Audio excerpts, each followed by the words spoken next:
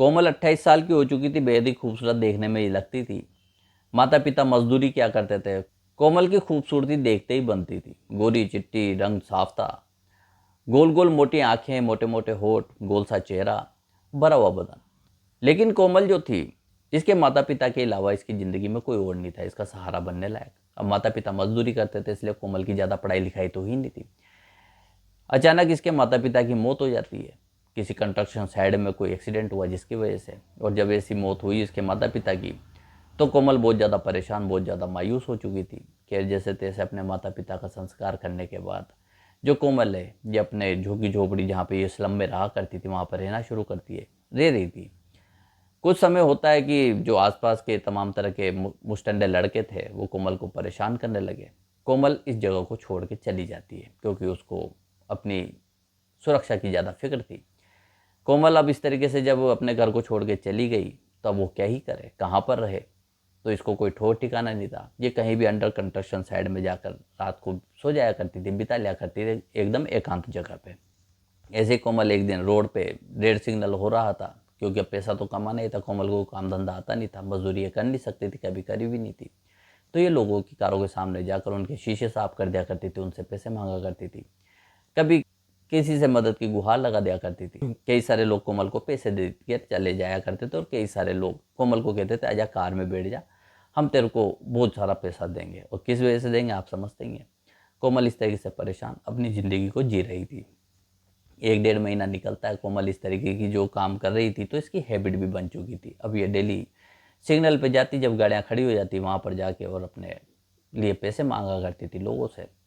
इसी तरह से एक दिन जब कोमल खड़ी हुई थी रेड सिग्नल पे और इस तरीके से पैसे मांग रही थी लोगों से, उनके कार के कांच शीशे साफ करके, तो वहाँ पर एक कार आके खड़ी होती है। कार सेडान थी, लंबी चौड़ी ब्रांडेड ये कार थी।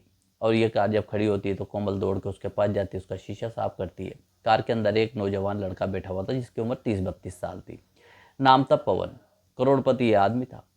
और जब कोमल इसकी कार के सामने आके इस तरीके से खड़ी होती है और कांच साफ करने के बाद जो साइड का शीशा है उसको खटखटाती है, जो पवन है वो कांच को नीचे करता है, और जैसे ही कोमल की शक्ल वो देखता है तो देखता ही रह जाता है। कोमल उससे कहती बाबूजी कुछ पैसे दे दो। जो पवन था वो उसके मुंह से कुछ बोल नहीं निकल रहे थे, वो सिर्फ एक टक नज़र से कोमल को देख रहा था, और वो कोमल को कुछ पैसे देकर वहाँ से चला जाता है। जब पवन वहाँ से चला गया तो दिन भर वो कोमल के बारे में सोचता रहा, और वो लगातार उसी सिग्नल के पास जाके अपनी कार को खड़ी करता कोमल की एक झलक पाने के लिए। लेकिन जो कोमल थी उसको नज़र नहीं आई। पवन बहुत ज़्यादा परेशान, जो कोमल को ढूंढने की हर संभव कोशिश करता है कि इसी तरह से जो कोमल है उसको एक फ्लाईओवर के नीचे बैठी हुई नज़र आ जाती है। जब उसको फ्लाईओवर के नीचे बैठी हुई कोमल नज़र आई तो ये पवन जो है ये उसके पास चला जाता है। कोमल से कहता है कि तुम यहाँ पर कैसे है, क्या आज तुम कांच वाच साफ नहीं कर रही हो, आज का सिग्नल पे नज़र नहीं आई और काफ़ी दिन से नज़र नहीं आ रही हो। कोमल को बुखार आया हुआ था, उसकी तबीयत खराब थी।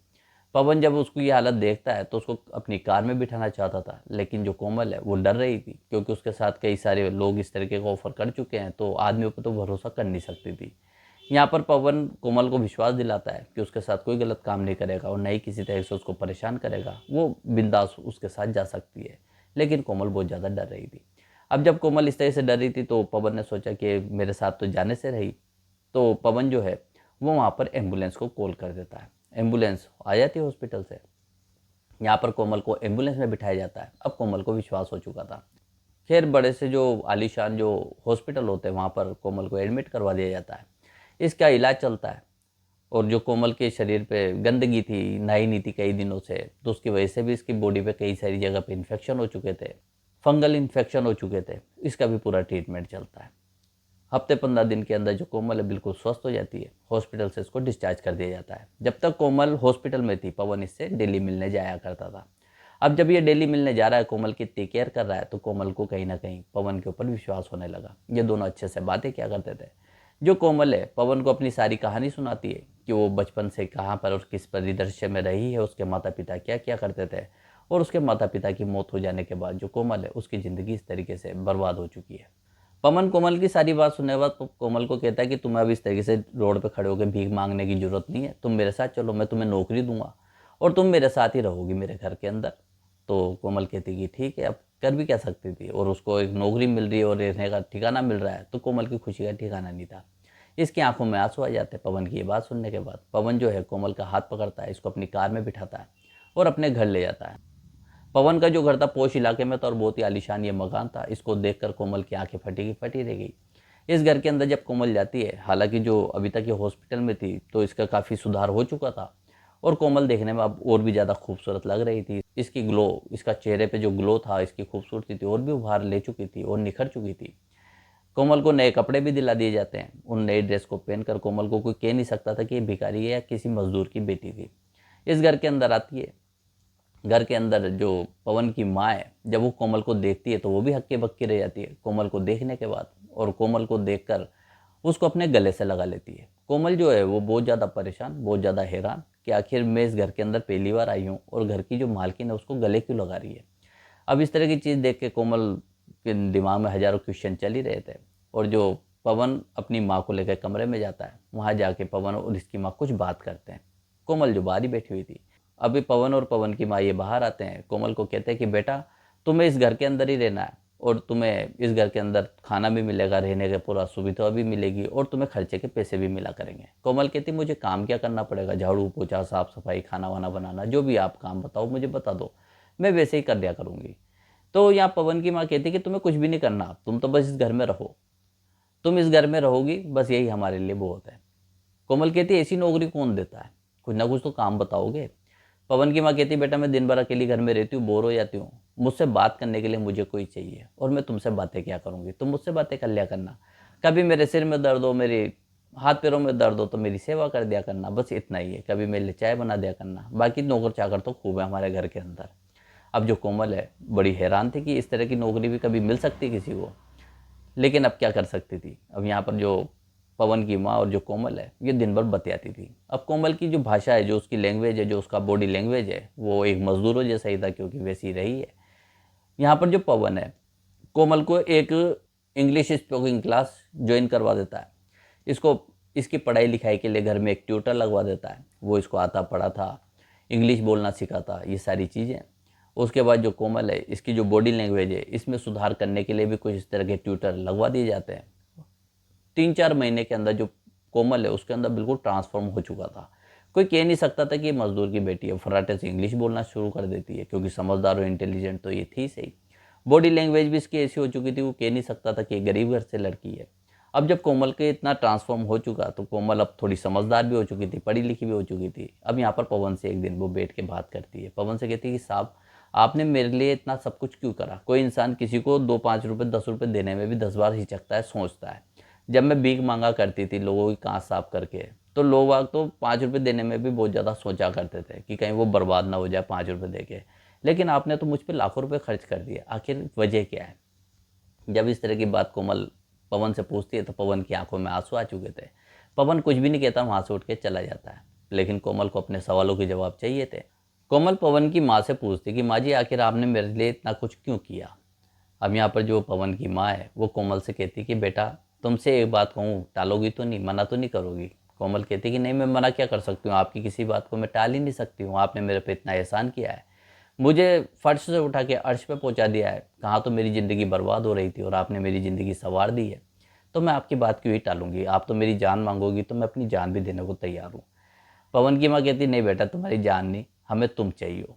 जब ये बात कोमल सुनती है तो कहती कि आप कहना क्या चाहती हो। तो पवन की माँ कहती कि देखो बेटा, मैं तुम्हें एक तस्वीर दिखाती हूँ। जब पवन की माँ एक तस्वीर अपने कमरे से लेके आती है जिसके अंदर जो लड़की थी हूबहू कोमल की तरह थी और वो बिल्कुल पवन के बगल में खड़ी थी, शादी का जोड़ा पहने हुए। जब कोमल इस चीज़ को देखती है तो कहती मालकिन ये तो मैं ही हूँ, मेरी जैसी है, कौन है ये। तो यहाँ पर जो पवन की माँ है वो कहती कि बेटा इसका नाम पलक है और मेरा बेटा पवन पलक से बहुत ज़्यादा प्यार किया करता था। इन दोनों ने लव मैरिज करी थी, लेकिन पलक की असमय मृत्यु हो गई और जब इसकी मौत हुई उसके बाद से मेरा बेटा बिल्कुल टूट गया था, बिल्कुल बिखर गया था। इसने जैसे तैसे अपने आप को संभाला और मैंने इसको कई बार कहा कि तू दूसरी शादी कर ले, लेकिन ये नहीं माना कि पलक से प्यार इतना करता था। लेकिन तुम बिल्कुल पलक की तरह ही दिखती हो, इसलिए पवन तुम्हें इस घर में लेके आया। और जब मैंने तुम्हें देखा तो ऐसा लगा जैसे पलक ही मेरे सामने खड़ी है। पलक बहुत ही नेक और अच्छी लड़की थी और हमारे इस घर को उसने स्वर्ग बना दिया था। और और जब मैंने तुमको देखा तो मुझे तुम्हारे अंदर पलक ही नजर आई। इसलिए तुम्हें इस घर के अंदर रखा गया, तुम इस घर की नौकरानी नहीं मालकिन हो। तो क्या तुम मेरे बेटे पवन से शादी करने को तैयार हो? जब कोमल ये बात सुनती उसकी आंखों में आंसू आ जाते हैं। उसने कभी सोचा नहीं था कि उसकी ज़िंदगी में इतना बड़ा मोड़ भी आ सकता है, उसकी किस्मत उसको इस मुकाम पे भी ला सकती है। कोमल क्या ही कहती, उसके आंखों से झरझर आंसू बह रहे थे और वो वहाँ पर चुपचाप बैठी हुई थी कि तभी जो पवन की माँ उठ के कोमल के पास जाती है, कोमल के कंधे पे हाथ रखती है। जैसे ही कोमल के कंधे पे हाथ का स्पर्श महसूस होता है उसको, वो खड़ी होती है अपनी जगह से और पवन की माँ के गले लग जाती है। जब इस तरीके से वो दोनों गले लगते हैं तो यहाँ पर जो पवन की माँ, उनकी आंखों में भी आंसू थे।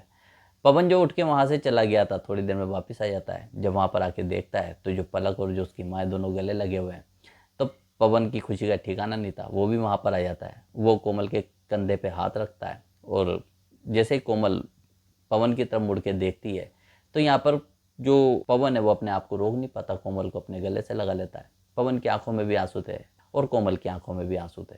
यहाँ पर जो कोमल है ये अपनी होने वाली सास इनके पैर छूती है और पवन के पैर छूती है। जो पवन की माँ है वो कोमल को अपने गले से लगाती है और कहती है कि बेटा अगर तुम तैयार हो तो शादी की तैयारियां शुरू करें। यहाँ पर कोमल क्या ही कहती, शर्मा रही थी, उसकी नज़रें नीची थी। उसका ये शर्माना, उसका चेहरा जो लाल हो गया था, यही उसकी इजाज़त थी। इससे सब समझ चुके थे कि ये तैयार है। खैर यहाँ पर शादी की तैयारियां की जाती है। कोमल को पवन मार्केट ले जाता है, इसकी पसंद के इसको कपड़े दिलवाता है, इसको गहने दिलवाता है और जो कुछ पलक के कपड़े और गहने पड़े हुए थे वो भी कोमल को दे दिए जाते हैं। यहाँ पर कोमल और जो पवन है इन दोनों की शादी करवाई जाती है 17 मार्च 2023 को। और जब इन दोनों की शादी होती है तो थोड़े बहुत ही यहाँ पर मेहमान आए हुए थे जो कि इनके खास रिश्तेदार थे। जब वो कोमल को देखते हैं तो सभी कह रहे थे कि पलक वापस कैसे आ गई, पलक जिंदा हो गई क्या, या पलक का भूत है। इस तरह की ये बातें चलने लगी। लेकिन यहाँ पर जो पवन और इसकी माँ ये सबको बताते हैं कि ये कोमल है और बिल्कुल पलक की ही फोटोकॉपी है। खैर अब यहाँ पर जो पवन और जो कोमल ये अपने घर आ जाते हैं और अपने वैवाहिक जीवन को बहुत ज़्यादा राजी खुशी ये जी रहे हैं। आज इनकी शादी को 3 साल हो चुके हैं और इन दोनों के एक बच्चा भी है जिसकी ये बहुत अच्छे से परवरिश कर रहे हैं। कोमल पवन की और पवन की माँ की दिलो जान से सेवा करती है, इनकी हर खुशी का, हर छोटी छोटी ख्वाहिश का ये ख्याल रखती है। इंटेलिजेंट ये हो ही चुकी है, पढ़ लिख के बहुत ज़्यादा समझदार बन चुकी है। अपने पति के बिजनेस में भी हाथ बटाती है, घर को पूरा संभाले हुए, क्योंकि मेहनत करने में तो ये पीछे हटती नहीं है। मजदूर की बेटी थी। घर के जो नौकर चाकर है वो भी कोमल से बहुत ज़्यादा खुश रहते हैं, क्योंकि जो कोमल है वो हर किसी से बहुत प्यार से बात किया करती है। उसके अंदर बिल्कुल भी अमीर होने का या पैसे होने का घमंड नहीं है। और कोमल की इन्हीं सभी क्वालिटीज़ को देख के पवन और पवन की माँ भी बहुत ज़्यादा खुश है। तो ये थी पवन और कोमल की कहानी। और ये कहानी आपको कैसी लगी कमेंट में ज़रूर बताएं। वीडियो अगर आपको पसंद आया तो वीडियो को लाइक, चैनल को सब्सक्राइब करके बेल आइकन जरूर दबा दें। फिर मिलते हैं एक नई कहानी के साथ। वीडियो देखने के लिए बहुत बहुत धन्यवाद।